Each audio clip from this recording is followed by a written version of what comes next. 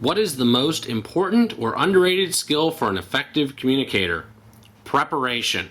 A lot of people go and make a video and they haven't done any of the prep work for it. So they don't know what they're talking about. They don't know what points they're going to talk about in what order. They don't know the vocabulary. A lot of times when you're speaking, you'll come across a word that you know you should know and you can't come up with it. Excuse me.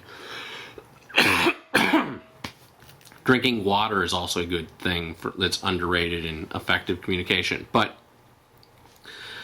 this happens to me a lot. I'll be shooting a tech video and I'll be like, I know I should know the word that I'm looking for or the specification I'm thinking for. You know, like do a video and like looking to know 1.2 volts or 600 milliamps or whatever the thing is. You need to know that beforehand. That's a preparation that needs to be in there when you are about to shoot your video. And if you haven't done the prep work, you're not going to get it right. And so I'm very careful that any facts that I'm going to present, I have checked before I do the presentation. And lots of times I put them up on the screen somewhere that I can see so that I make sure that I get them right. Of course, sometimes I still make missteps. I did a video the other day and I said appliance when I meant I actually did it the other way around. I said application when I meant appliance.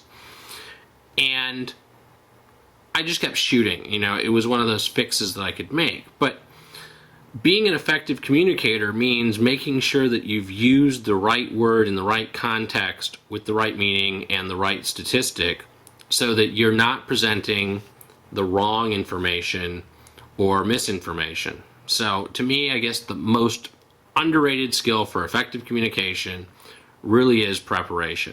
If you are prepared, everything falls into place. And like I said, sometimes that's facts. Sometimes it's knowing what your audience is. If I was going to do a talk to a bunch of doctors, it'd be much different than if I was going to do a talk to a bunch of engineers, which would be much different than if I did a talk to a bunch of marketing people.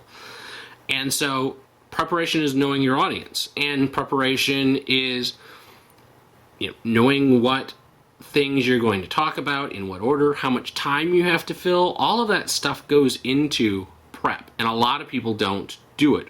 At the same time, you can be over prepared, which seems counterintuitive, but people want to plan everything out, and then the result isn't organic. So, yeah, that's my thoughts.